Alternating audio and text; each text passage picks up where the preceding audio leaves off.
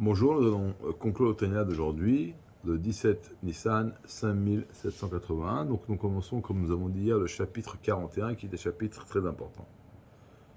Il y a beaucoup de choses à dire, on va essayer de dire le maximum de choses en un minimum de temps.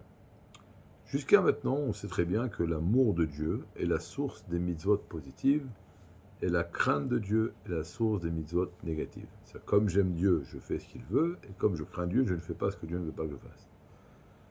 L'Admor Aken commence aujourd'hui un projet où il va nous expliquer très longuement que ça ne suffit pas de faire d'accomplir les mitzvot positives que par amour pour Hachem. Non.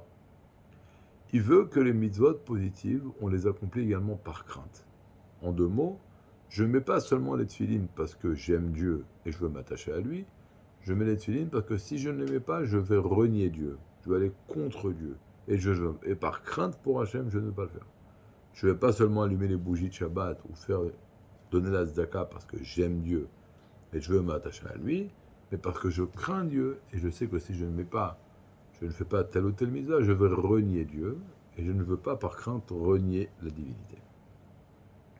Pourquoi c'est important? Ça, on va en parler plus tard et c'est très très important. En tout cas, d'abord, c'est un fait.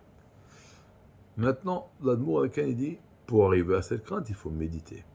D'abord, comment Dieu remplit les mondes, ça comment Dieu rétracte sa vitalité à chaque créature de façon individuelle, et comment Dieu entoure les mondes, comment il y a une vitalité divine, une énergie divine qui est égale pour toutes les créatures, qui fait vivre le monde dans sa généralité. Donc il y a une vitalité générale et une vitalité individuelle. Et après, il dit une chose extraordinaire. Dieu, il est rempli partout. Il est partout. Donc c'est lui le patron, c'est lui le roi, c'est lui le maître du monde. Mais l'Admour Aken, il dit, il faut savoir une chose. Bien que Dieu il a créé tout le monde, toutes les galaxies, tout ce qu'il y a, il dit, c'est pas ça qui me fait roi. Alors qu'est-ce qui me fait roi? Ce qui me fait roi, c'est est-ce que le peuple juif prend sur lui ma royauté, mon joug divin? Alors je vais dire, ok, bon bah, si moi je le fais pas, c'est pas très grave, parce que le peuple juif dans sa généralité le fait. Ici, il y a une synagogue où il y a 100 personnes, à 100 personnes, à 100 personnes, il y a plein de juifs qui font des mitzvot. Je suis sûr et certain qu'il y a des centaines de juifs aujourd'hui qui vont pas aller se promener, qui vont étudier la Torah. Donc il y a des juifs qui prennent sur eux la royauté de Dieu. Il dit non, non, non, non, non, non, ça suffit pas. Après, il dit Alav Viprat, sur toi de façon individuelle. Il y a une phrase extraordinaire. Le cinquième rabbi Trabad, le rabbi Rachab, a dit comme ça. Chaque fois que tu dois faire une mitzvah, médite. Et c'est de la vérité. Que maintenant, tu es le seul juif dans le monde. Et si toi, tu ne fais pas la mitzvah, personne ne le fera. Et donc, ça donne un sentiment de responsabilité gravissime. Oui, oui, exactement, parce que Dieu il me regarde, et puis il dit, si toi, tu ne prends pas ma royauté sur toi, je ne suis pas le roi. Donc, je ne peux pas faire de jeu, là. Je ne peux pas me mettre en question la force de Hachem, la royauté d'Hachem. Malheureusement, je le fais de temps en temps, mais il faut arrêter. Après, il dit une phrase, il dit Ve'ine Hashem nitzav alav. Sache que Dieu, il se trouve sur toi, il te regarde, il vérifie ton cœur et tes reins pour savoir est-ce que tu le sers comme il se doit. Qu'est-ce que ça veut dire cette phrase? Cette phrase, elle veut dire comme ça. Le rabbi écrivait cette phrase très souvent à des gens qui souffraient de paresse. Il dit t'as assis sur ton canapé, t'as pas envie d'aller prier, t'as pas envie d'étudier, tu veux passer ta journée avec ton portable à brûler les heures. Alors médite que Dieu est là à côté de toi, debout, et il te regarde. Puis il attend qu'est-ce que tu fais. Bah, si on va méditer là-dessus, on va peut-être se lever. Hein, si ça n'a pas marché la première fois, à force d'y réfléchir, on va peut-être vraiment changer. Et là, il dit, quand on va prendre conscience de cela, on va se tenir devant Hachem comme un esclave qui se trouve devant un roi. Une fois, il y avait un chassid Boraken qui était très riche, qui habitait à Pétersbourg, dans la ville capitale de la Russie. Et donc, il avait beaucoup d'amis russes avec qui il faisait beaucoup d'affaires. Et il avait quelques opportunités, il se trouvait dans des fêtes où le roi, le Kessar lui-même est venu.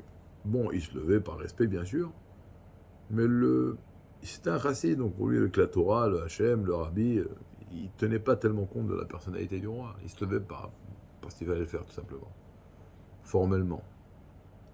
Le roi l'a vu, il a dit celui-là, je vais m'en occuper. il a invité à venir chez lui, mais pas pour boire un café, une lettre comme ça, comme si qu'elle allait avoir un jugement. L'autre, il a tremblé pendant une semaine avec fait Tehillim. Et lorsqu'il arrive devant le roi, il tremble. Et le roi lui dit, écoute, je vais rien te faire, mais sache que la prochaine fois que tu es devant moi, c'est comme ça qu'il faut tenir.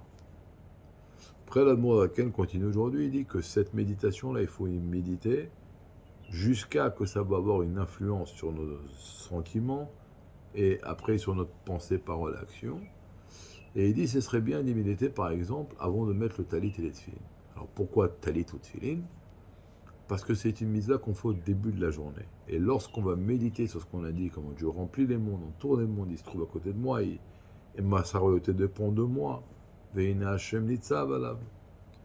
Alors, si je veux méditer sur cela au début de la journée, ça va avoir une influence sur toute ma journée.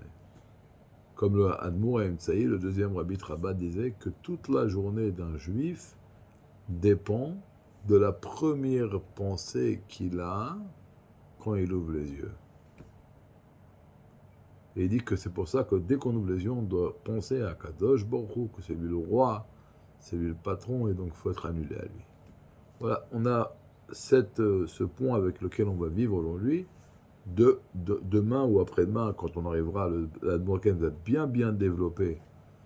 Pourquoi ça ne suffit pas d'accomplir les mitzvot positives avec amour, mais également par crainte. On va expliquer que même l'amour doit être par soumission, mais bon, on va pas mettre la charrue avant les bœufs, on va attendre doucement. Une bonne journée, Moadim Bessimra, et à demain.